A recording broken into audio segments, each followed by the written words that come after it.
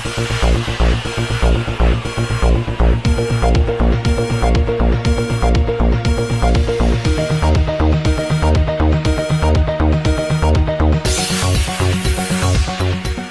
participants à la marche du Irak, hier à Tizi Ouzou, ont exprimé leur rejet des élections législatives du 12 juin prochain.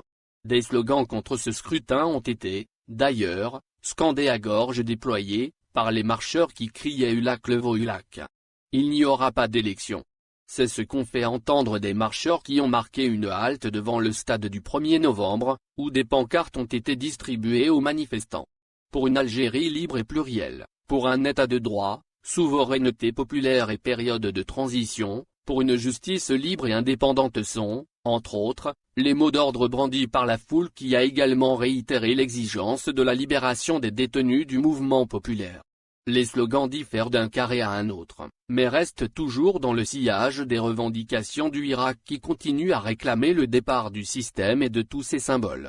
Un manifestant a fait remarquer que rien n'a changé, faisant allusion au dernier remaniement ministériel qui n'est, selon lui, qu'un rafistolage de façade. Qui gère ce pays? S'interroge-t-il, tout en insistant que le pouvoir de l'ombre est toujours là. Les milliers de personnes qui ont battu le pavé, hier dans le chef-lieu de Wilaya, ont fustigé également ceux qu'il qualifie d'embusqués. Ceux qui cherchent à utiliser le Irak pour leur participation aux élections seront débusqués tôt ou tard, lance un marcheur à l'aide d'un mégaphone au cœur de la foule qui répliquait Ulak Levo Ulak. Dans la même procession humaine, nous avons également entendu des cris hostiles aux docteurs et aux islamistes.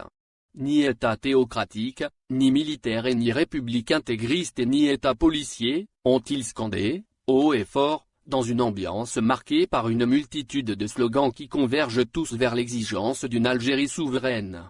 Des manifestants ont aussi exhibé des portraits de chefs historiques de la guerre de libération nationale et de militants de la cause amazigh et de la démocratie, comme Larbi Ben Midi, Ayban Ramdan et aussi Naït Ahmed ainsi que Matou Blounès dont des étendards géants à l'effigie du rebelle ont été mis au devant de plusieurs carrés.